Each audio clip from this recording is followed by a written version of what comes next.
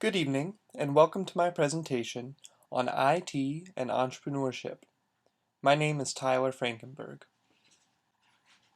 The purpose of my presentation is to examine how information technology and entrepreneurship have interacted to shape the 21st century economy.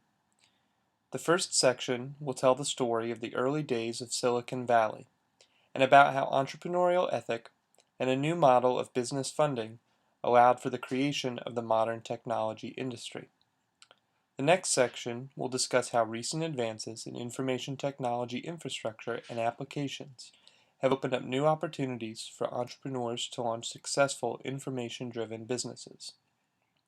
Finally, I will propose questions to the class for discussion of entrepreneurship and IT throughout the week.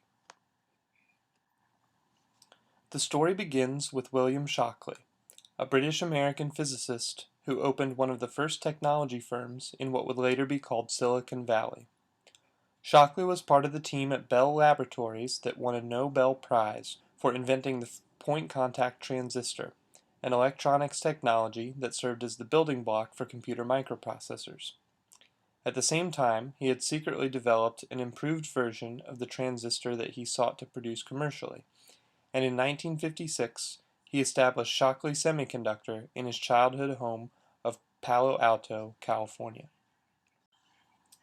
Shockley recruited PhD students from around the country to work for him at Shockley Semiconductor.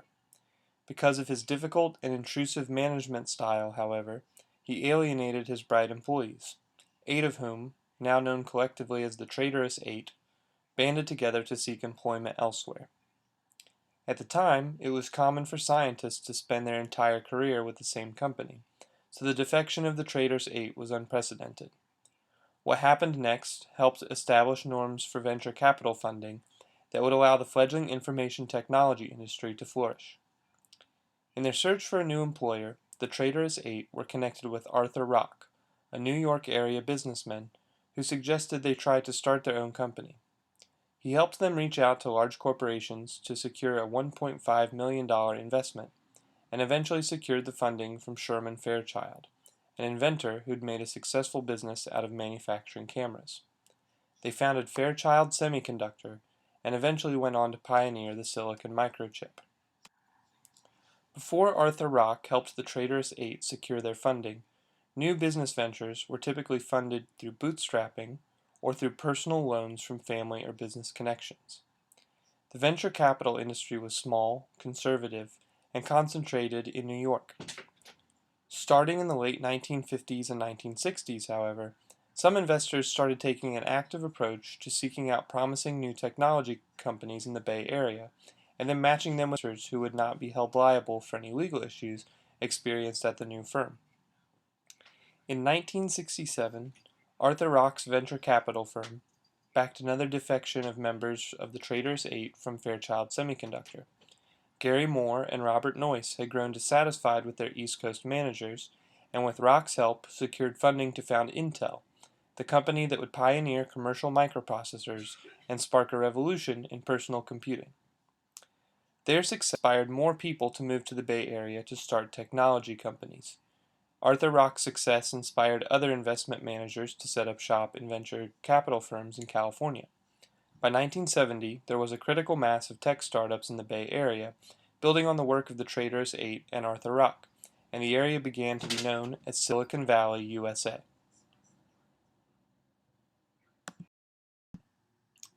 How did entrepreneurship influence information technology? The defections from Shockley and Fairchild set a precedent that the flourishing IT industry would be driven by entrepreneurs rather than established corporations. The clustering of tech and venture capital firms in Silicon Valley allowed for a rapid exchange of information, partnerships, and the matching of funders with funding opportunities. This helped the information technology industry grow into what it is today. The second part of the presentation concerns how information technology has opened up new avenues for startups. As the internet has matured, its infrastructure has become cheaper to maintain and utilize. Companies like Amazon and its competitors have begun offering cloud computing services that provide new information technology firms the computing power they need more cheaply and conveniently than in the past. For business administration functions like accounting, human resources, payroll, and customer relationship management, web-based business applications available for rent from services like Salesforce offer built-in upgrades and maintenance that used to require expensive software purchases and installations. With APIs, websites share their information with one another to provide more value to users. For example, weather.com may make its forecasts available for travel booking sites to display to their users with search results. Social networks allow learning, networking, and mentorship, especially through business-focused platforms like LinkedIn. The rise of these information technologies contributes to what Iyer and Davenport, writing in Harvard Business Review, refer to as bricolage in entrepreneurship. Bricolage is a French word that means the construction of something out of a diverse range of things that happen to be available.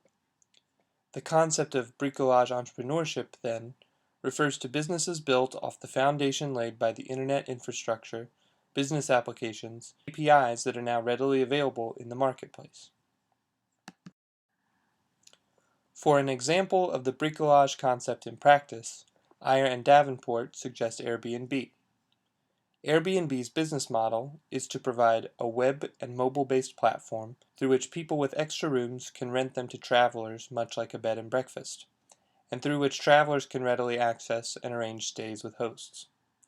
The existing infrastructure of smartphone location data, online payment platforms, and Amazon Web Services are the items laying about with which Airbnb practiced bricolage, adding on top tools for matching hosts and travelers, spot pricing, and data analysis on hosts and travelers to deliver a compelling business model that has led to its valuation over $20 billion. How does information technology influence entrepreneurship? The development of a robust infrastructure of web services, applications, APIs, and social networks has created a business environment that is more supportive of startups than ever before. Having this infrastructure available and readily accessible allows entrepreneurs to focus their energy on product development and bring their products and services more speedily to market. It allows for a freer and faster flow of information between product or service providers and their users, which provides feedback to refine product offerings. Finally, through web-based social networks, entrepreneurs have better access to experts, mentorship, and the opportunity to test out partnerships with other businesses before entering into long-term partnership agreements. For discussion, I propose the following questions. Can you give an example of a company whose business model has built on readily available IT infrastructure to deliver a new product or service? In other words, a company that has practiced bricolage entrepreneurship?